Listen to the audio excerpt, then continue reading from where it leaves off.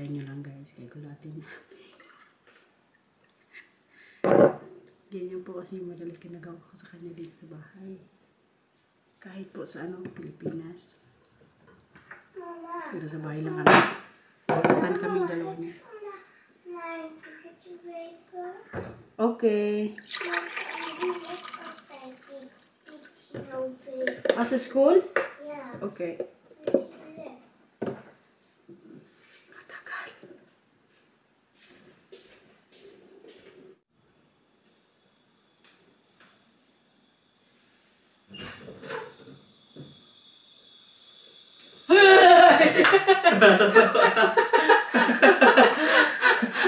Malakas sinunod na sa tao. Sabi ko na, feeling ko naramdaman na niya eh. Sayang. Next time gulaatin natin yan. May isang video ako guys. Tingnan niyo, i-clip ko. Nagulag ko to siya sa taas. Tingnan niyo.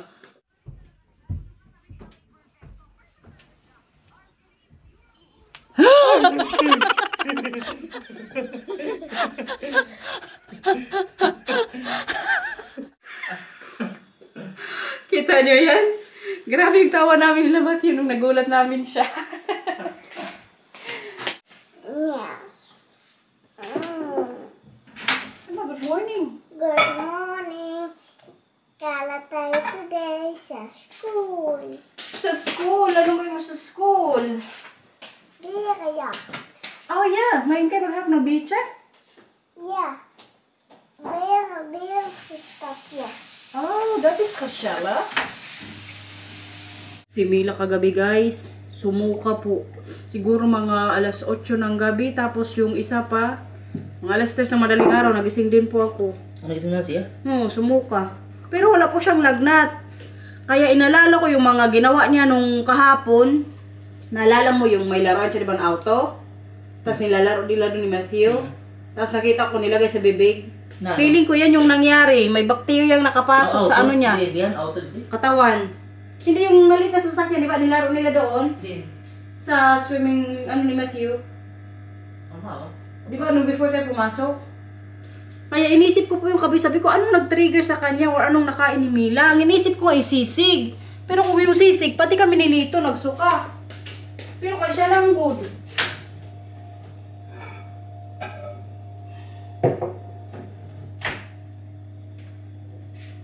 Kaya inalala ko po yung mga ginawa namin kagahapon. So doon ko naisip na yun talaga siguro yung dahilan bakit siya nagsuka.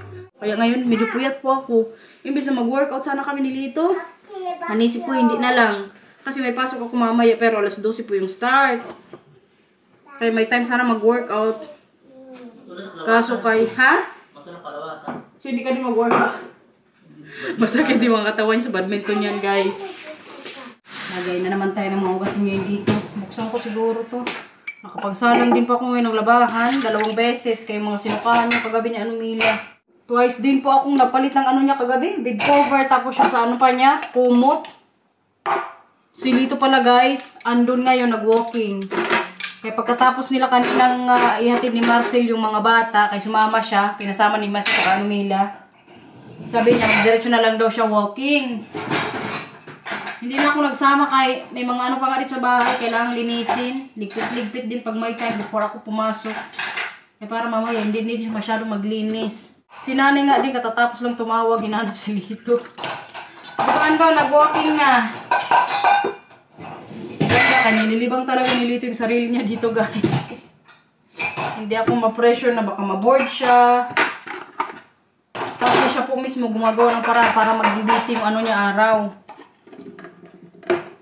Pag si Mila po hindi nilagnat sa mga darating ding araw, baka may galaan kami. Pero kapag may lagnat, hindi na kami mag-alis sa weekend. Ay diba na-mention ko nga po sa inyo yung Saturday ngayong linggo, inas ko po yun na free sa trabaho. Kanina pag ni Marcel sa mga bata sa school, sinabihan din niya yung teacher ni Mila na pag medyo si Mila, masama pangaramdam, pauwi na lang, tumawag lang kay Marcel. Kaya curious din po ako mamaya kung anong pakiramdam niya Mila lang. Pero kaya sana hindi ilagnatin. Kaya kawawa lang pag may lagnat ang bata. Tapos yung plano nga namin sana sa weekend, maggala. Kasi minsanan lang din po ako mag-ask ng ano, free sa trabaho yung sa Sabado. Buksan po na siguro itong ano na dishwasher.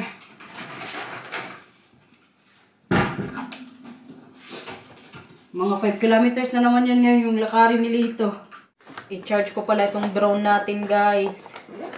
Kasi sa mga darating na linggo or buwan, mapapalipad na naman po natin si Droney. Para sa mga pa-tulips field po dito sa Holland. Kasi spring season na. Tagal-tagal na rin to siyang hindi nakalipad, guys. Last lipad niya nung nag-snow dito. Na ko po yun na record. Pero kailangan ko na namang i-update. Kaya ngayon, din natin, charge muna. Makamiss din magpalipad ng drone.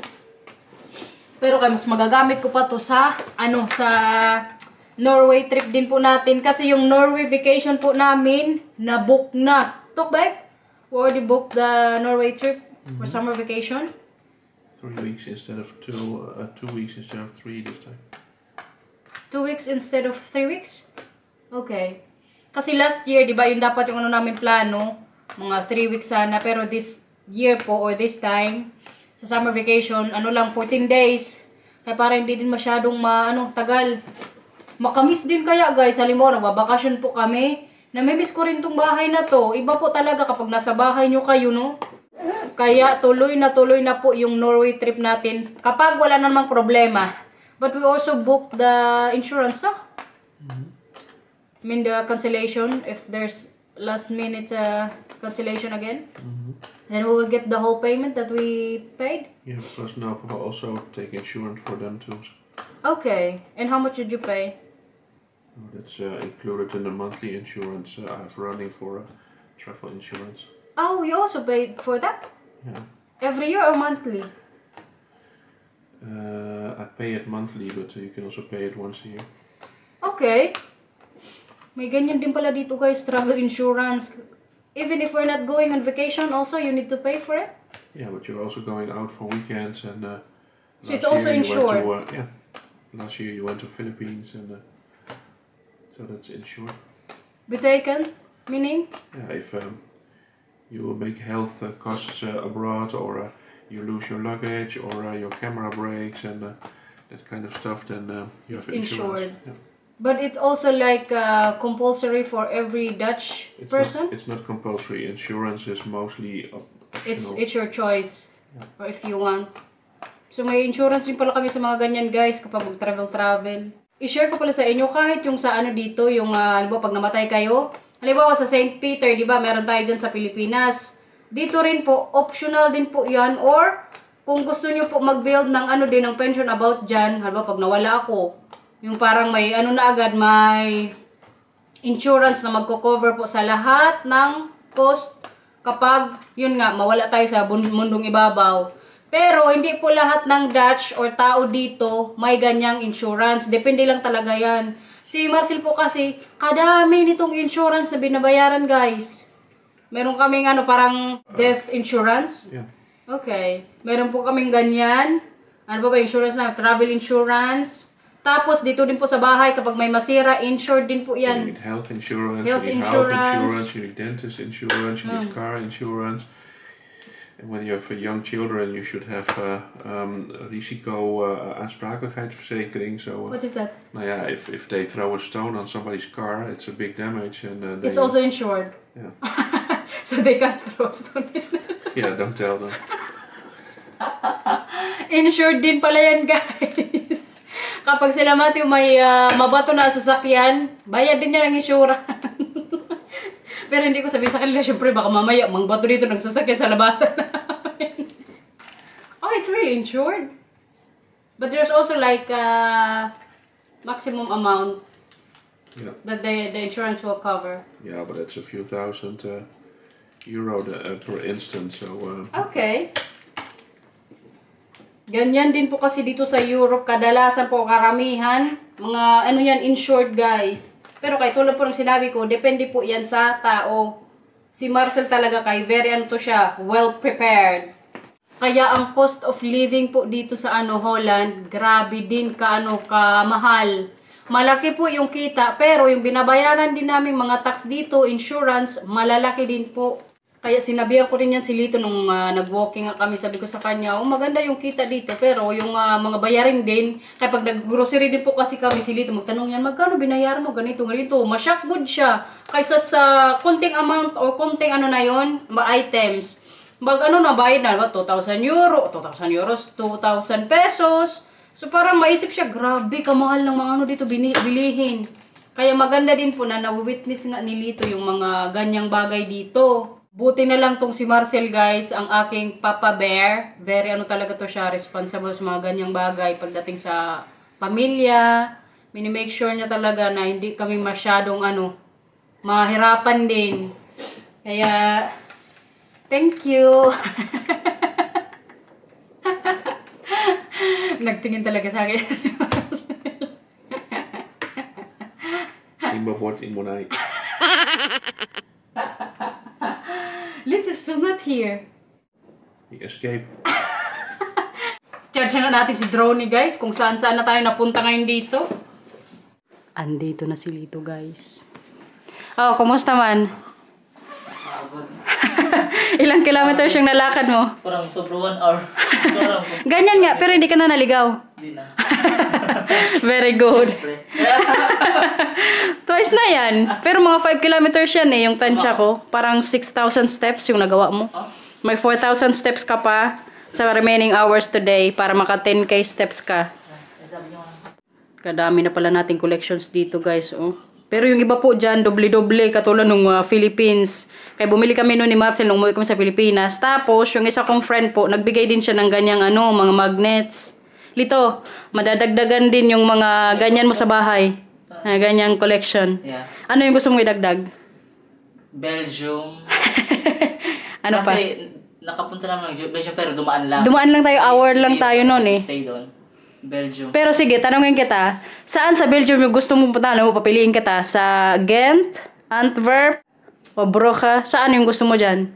Wala akong idea kung ano yung maganda doon.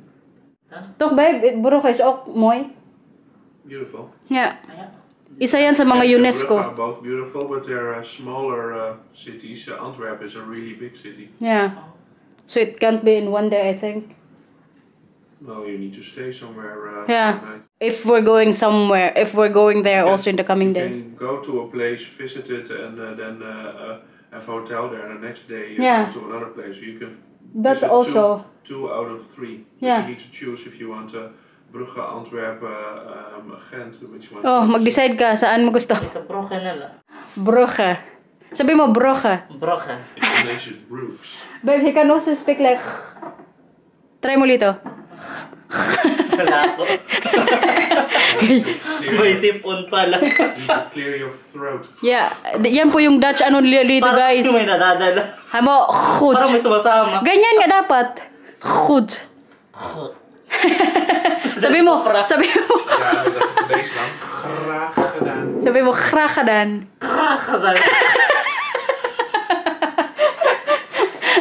Sounds like you ate a shoelace. Pero nga tingnan natin kasi mga dating na araw kung may mapuntahan tayo dyan. Para may madagdagan yung collections mo. Siyempre.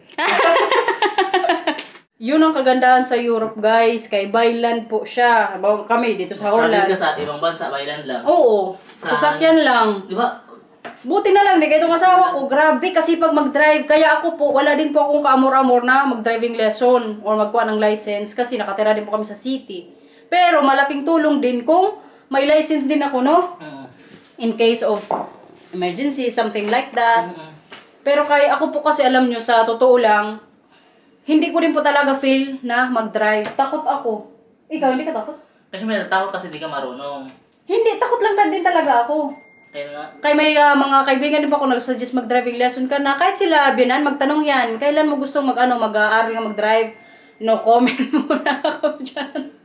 Kasi ako po mismo, natatakot ako kasi yung mindset ko, alam nyo, ang iniisip ko, kung sa Pilipinas hindi ako nakulong, baka dito makulong ako. Yan pag inisip ko, baka makabangga ako guys.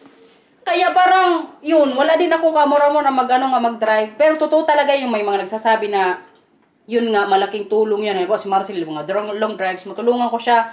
Kaso, siya mismo din po, parang ayaw niya din na mag-driving din ako lesson. Kaya parang wala din niya tiwala sa akin.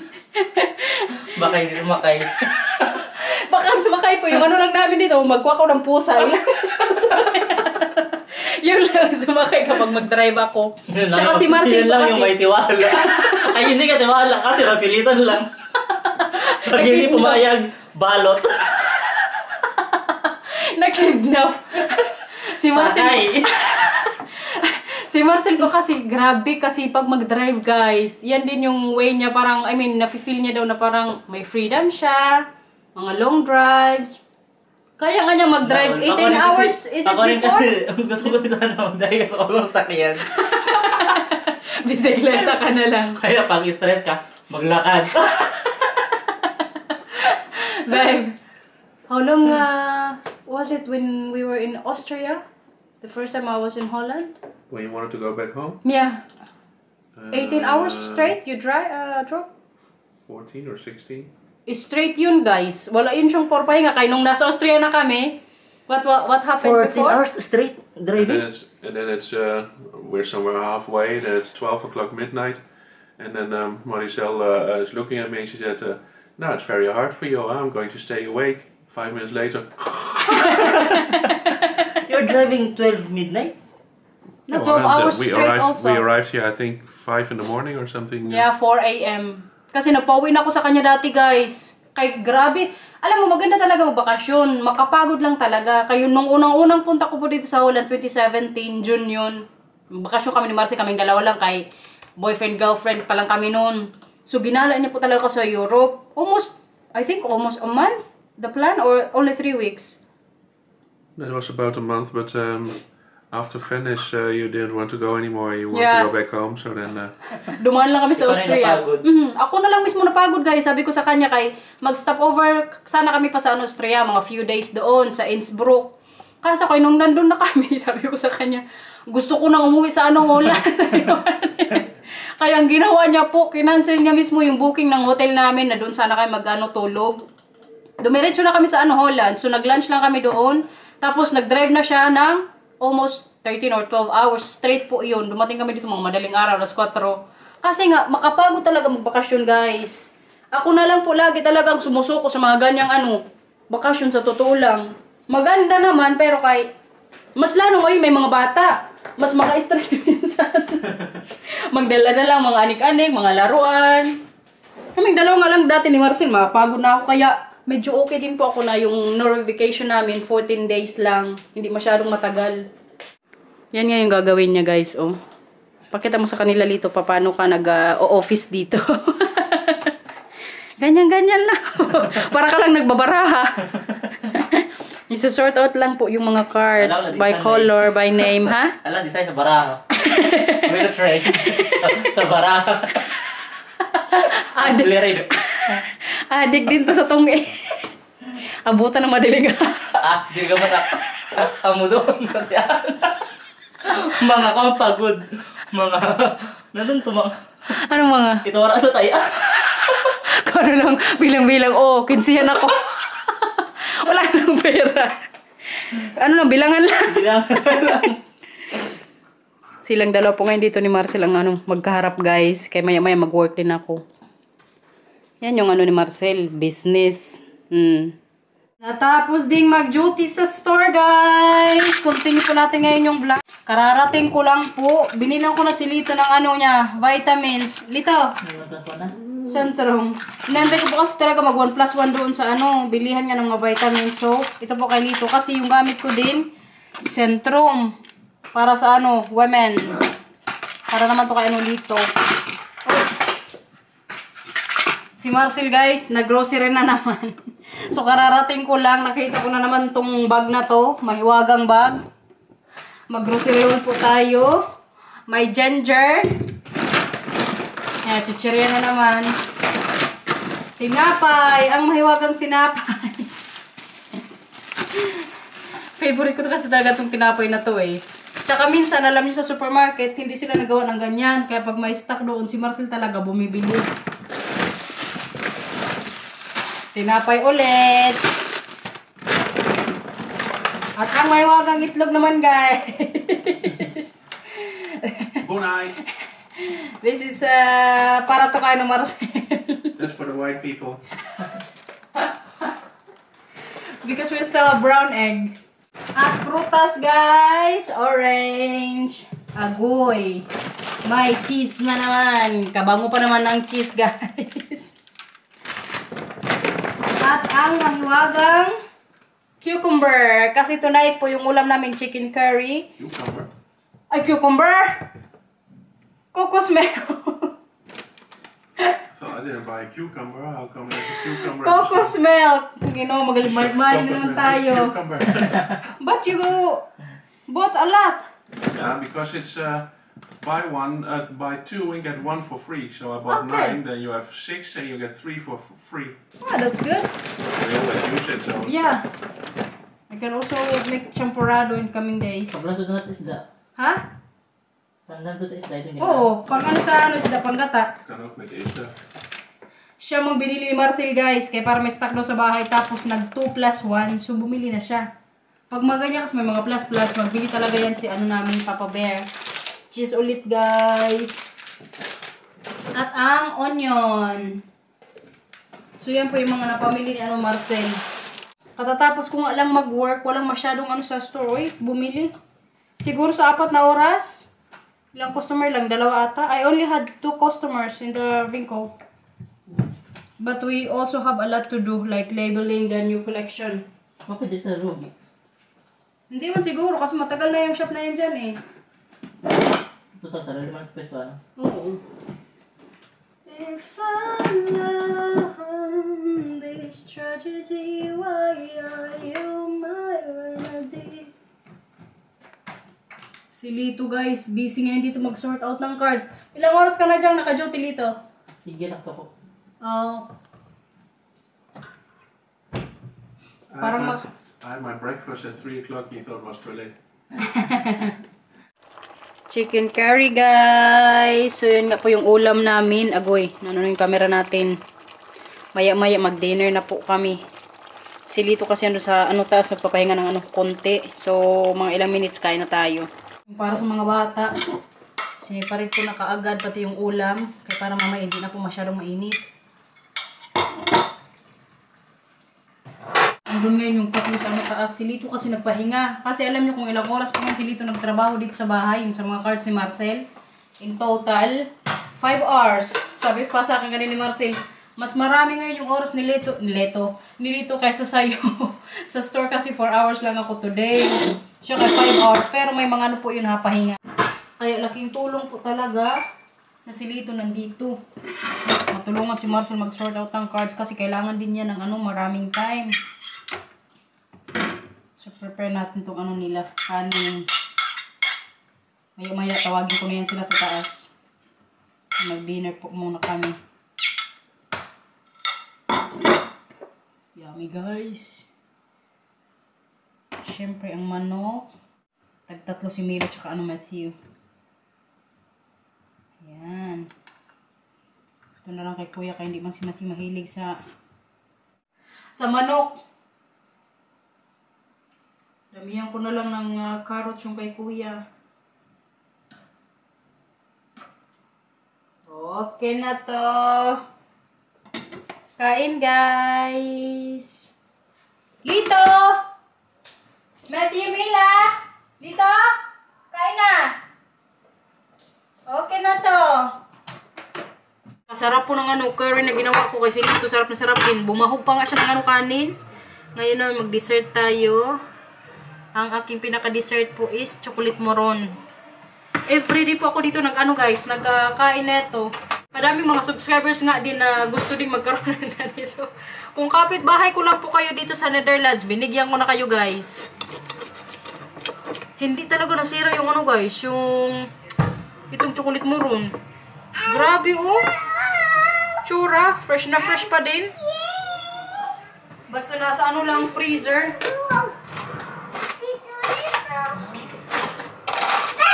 On natin.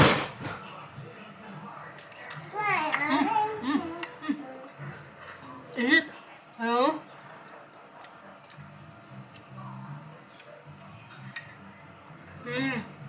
Yummy.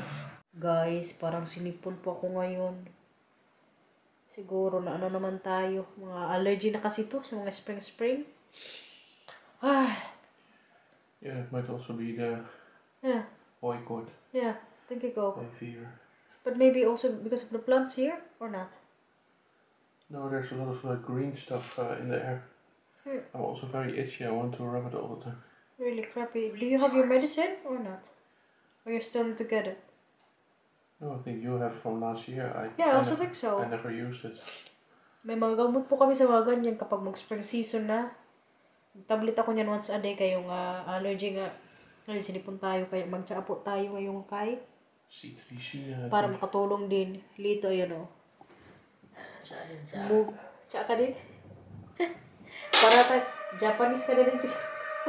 Ang alam ko mahilig sa tsaa Japanese. Sa UK din. Ano din yan sila sa tsaa. Pero i-end ko na po yung vlog, yung mga bata ando na sa taas guys. Kasi tomorrow may pasok sila. So kailangan on time magpunta sa bed. So yun na po namin dito yung vlog. Ito.